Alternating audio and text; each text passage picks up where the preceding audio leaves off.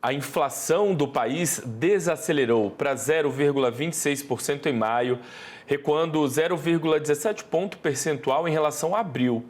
Os dados são do IPCA, Índice Nacional de Preços ao Consumidor Amplo, divulgado pelo IBGE. E esse é o assunto para a minha conversa de agora ao vivo com o economista e professor da UNB, Luiz Honorato. O professor já está com a gente aqui conectado mais uma vez. Seja bem-vindo, um bom dia, professor, tudo bem? Oi, Felipe, bom dia, tudo bem? Professor, e esse índice aí veio dentro das expectativas ou o resultado surpreendeu de alguma maneira? Então, eu acho que veio em linha, não é? Mais ou menos o que se esperava. A gente até que gostaria de que fosse mais tênue, né? A elevação fosse ainda menor, para a gente poder ajustar a inflação anual na meta, né? Que é de 3%. A variação deu 0,26, não é? Abril tinha sido 0,43, então a queda da taxa da variação não é tão expressiva assim, mas é significativa, né?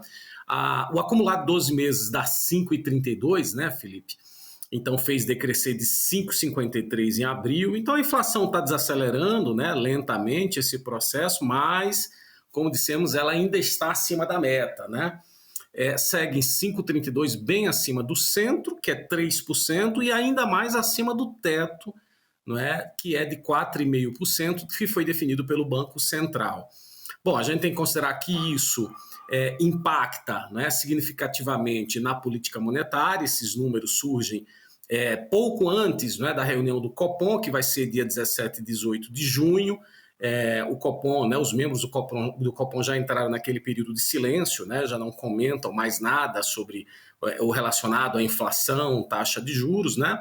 Devemos lembrar que a taxa atual da Selic é 14,75, né, após um aumento recente, né, da última reunião que eles tiveram. E, bom, agora a gente fica na expectativa de saber o que vai acontecer, o que pode acontecer. O mercado está se dividindo, né? Se em outras reuniões havia uma convergência dos principais analistas, das principais casas, apontando para uma alta de 0,5, né, ou 0,5 pontos percentuais, dessa vez o mercado está dividido, Felipe. Tem agentes que estão achando que vai permanecer como está, outros apontam para um aumento de 0,25 e até mesmo algumas casas 0,5, né, de elevação para a próxima reunião do IBGE, do Copom, não é, para a definição da Selic.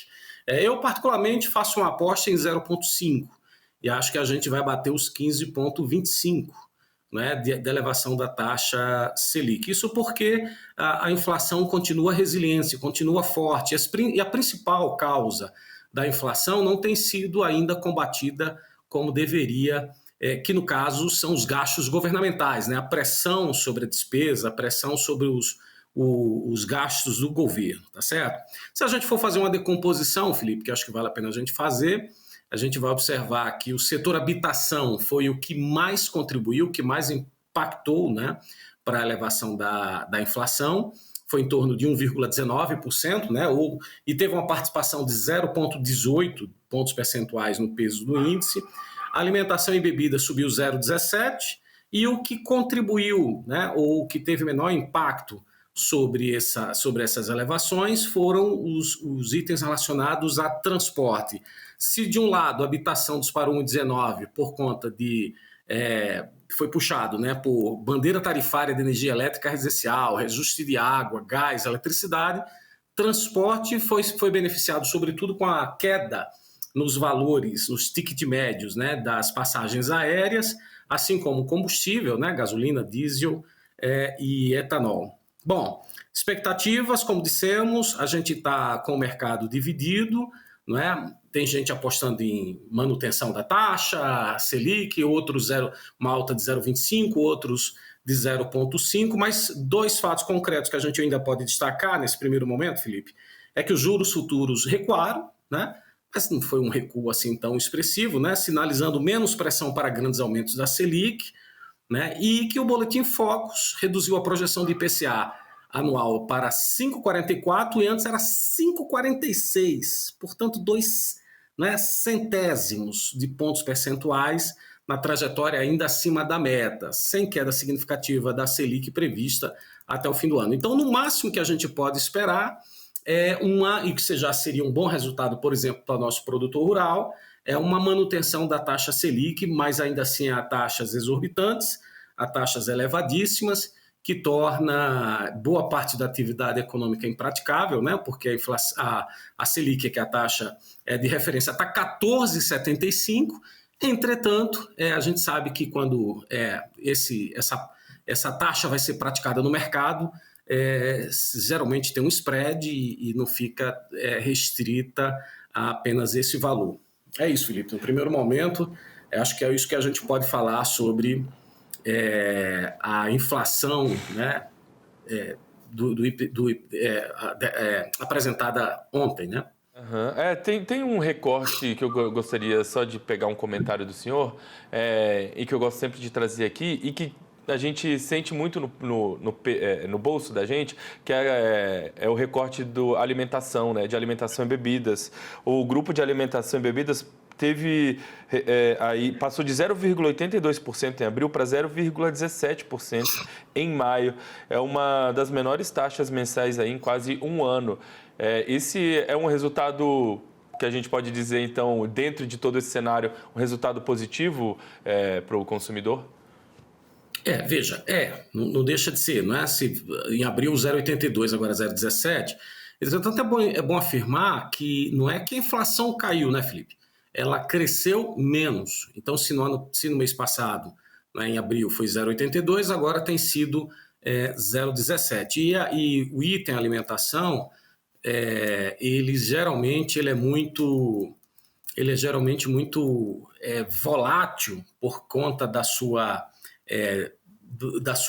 quantidade de itens que compõem a cesta, né? São muitos itens, né? E, além disso, você tem fatores de sazonalidade da própria agricultura, né? Do próprio setor agrícola.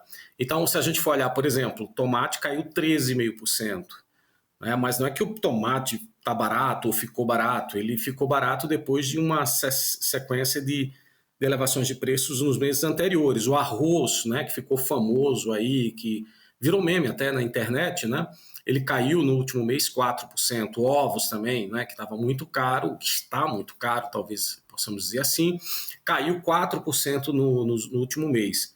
Né? Então, uma menor subida em alimentos fora também, né? Quer dizer, alimentação fora chegou a bater 0,80%, né, os 0,8%, e agora teve uma alta de 0,58%. Mas veja que em todos esses itens, a gente não está falando de queda dos preços ou queda da inflação de alimentos. Não, ainda assim houve uma elevação, né, uma elevação menor, que sai de 0,82 em abril para 0,17, e alguns itens, né, que tinham sido os destaques, né, nos últimos IPCA, dessa vez apresentaram uma queda significativa, chamando a atenção do arroz, 4%, ovos 4%, tomate 13,5%, fazendo uma menor subida em alimentos fora também, né, que sai de 0,80% para 0,58%. Termina relativamente sendo uma boa notícia, não é, Felipe? Termina sendo relativamente uma boa notícia, a palavra muito bem utilizada nesse ponto, né? Relativamente. Então, para a gente finalizar aqui, só para reforçar, você deu uma pincelada ali para a gente, uma projeção aí para o IPCA dos próximos meses, há uma tendência de convergência aí para a meta? Como é que o senhor consegue amarrar essa projeção aí do IPCA para os próximos meses?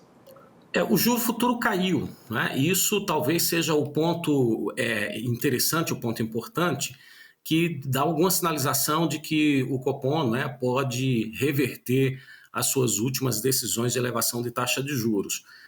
Mas a taxa de juros futura caiu muito pouco, né? Caiu de forma...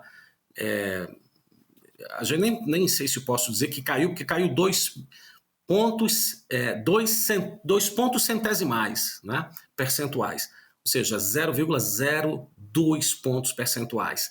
É uma queda muito pequena e a gente precisa de mais do que isso para convergir para a meta. O presidente do Banco Central e os membros do Copom têm feito declarações que não vão abdicar da sua tarefa prioritária, que é cuidar, proteger o valor da moeda. Né? Então, o que a gente tem aí de dever de casa e que não tem sido feito a contento, seja pela resiliência, seja pelos compromissos eleitorais, seja porque seja, né? São os gastos governamentais que seguem ainda impedindo esses melhores resultados. Né? Do ponto de vista fiscal, as pressões continuam elevadas, influenciando as expectativas. Né? E isso tudo dificulta que o Banco Central reverta essa tendência de alta. Estamos em 14,75 e o mercado não está convergindo para nenhum valor específico. Há quem acredite na manutenção, há quem acredite no aumento de 0,25, há quem acredite na queda de 0,5 ainda, para dar um choque ainda maior e numa esperança de trazer esse juros futuro para um valor que convirja, né, que traga a inflação para o centro da meta, que é de 3%, Felipe. Muito bem, professor. Muito obrigado aí pela participação com a gente, viu? Sempre muito importante a gente conseguir traduzir um pouquinho esses números para a nossa audiência, entender, né, essas questões da economia que refletem diretamente na nossa rotina, no dia a dia. Isso ajuda a gente sempre de uma maneira muito didática. Muito obrigado mais uma vez e uma ótima semana aí para o senhor. Valeu, Felipe, disponha.